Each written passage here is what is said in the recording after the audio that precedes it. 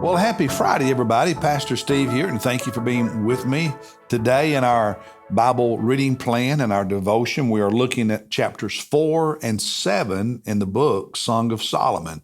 Before we get to that, just let me quickly remind you, this Sunday, one worship service only, 10 a.m., no life groups. All right. Solomon and this young maiden had their wedding. They were married in chapter 3. Chapter 4 talks very candidly about their sexual excitement, if you will, on their wedding night. Chapter 7 is really talking about their ongoing sexual passion for each other as husband and wife. And what I want you to notice in chapter 4 is how specific Solomon is in describing the beauty of his bride and how attracted he is to her. In chapter 4, verse 1, he begins by saying, "How beautiful you are, my darling, how beautiful you are. Your eyes," he mentions her eyes. Later in verse 1, your hair. Verse 2, your teeth. And verse 3, your lips, your mouth, your temples. Excuse me. Verse 4, your neck. Verse 5, your two breasts. And you'll see in chapter 4 and chapter 7, he talked about her breast a lot. Verse 7, you are altogether beautiful, my darling. There is no blemish on you. So I want you to notice how he just talked about her beauty. She was beautiful in his eyes, and he was very specific in his compliments. There's a lesson there for us when we compliment people. Compliments that are specific have more power than those that are general. He goes on to talk about his excitement in verse 9. He said, "You have made my heart beat faster, my sister, my bride." Now let me say, when I first read my sister, it seems kind of weird. But again, remember yesterday how I talked about cultural differences and also different centuries and millenniums?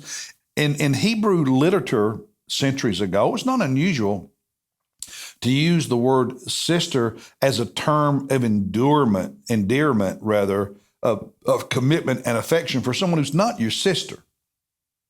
Okay? Think about the Jews talking about Father Abraham.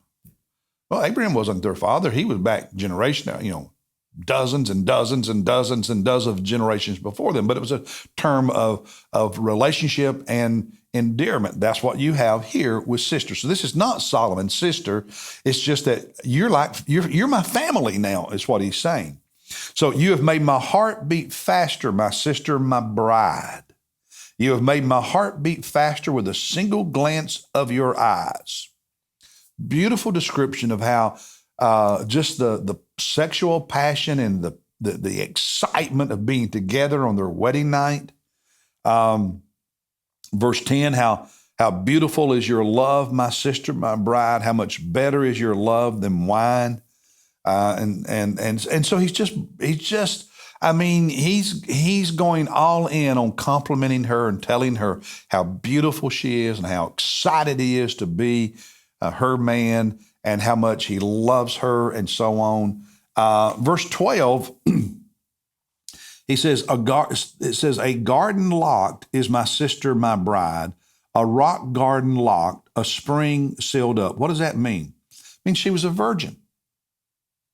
She was like a spring that was sealed up and protected. No one else could access it. She was like a garden that was locked and no one could get in to steal any of the food, the produce. It's just a graphic. It's a poetic way of describing her virginity on their wedding night when the marriage is consummated, which is referred to in verse 16, awake, O north wind, and come, wind of the south. Make my garden breathe out fragrance. Remember the locked garden? Now let my garden breathe out fragrance. Let its spices be wafted abroad. May my beloved come into his garden and eat its choice fruit. It's talking about the sexual consummation of their marriage on their wedding night.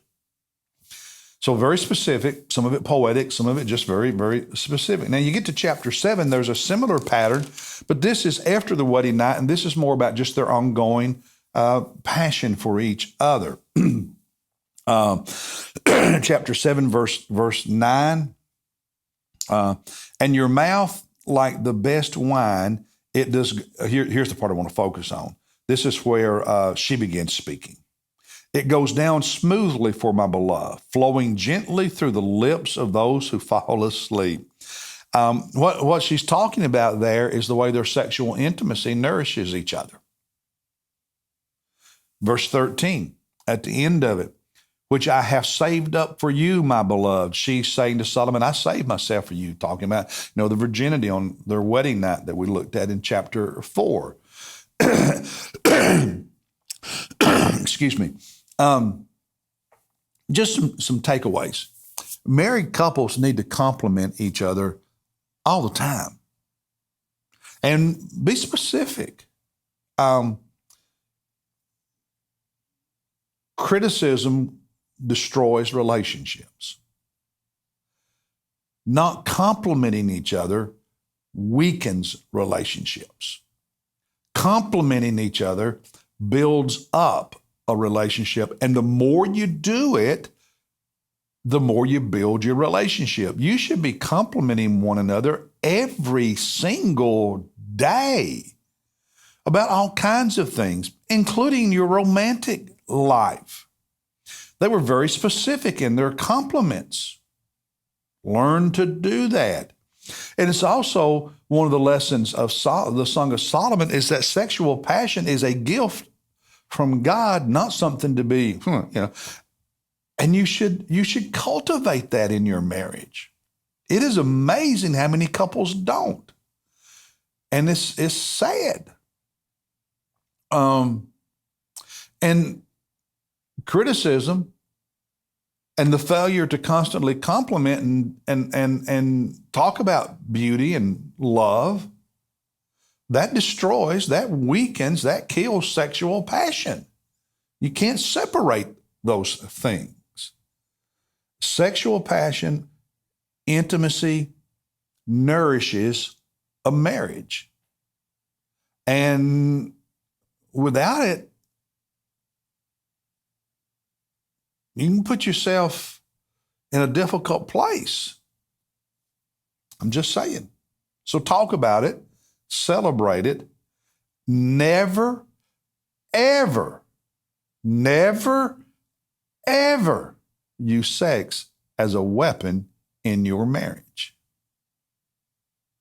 Never. Well, that's the message from Song of Solomon. Now, tomorrow, Sunday, one service, 10 o'clock, and then Monday, we begin reading the Gospel of Matthew, chapter 1. I'll see you then, everybody.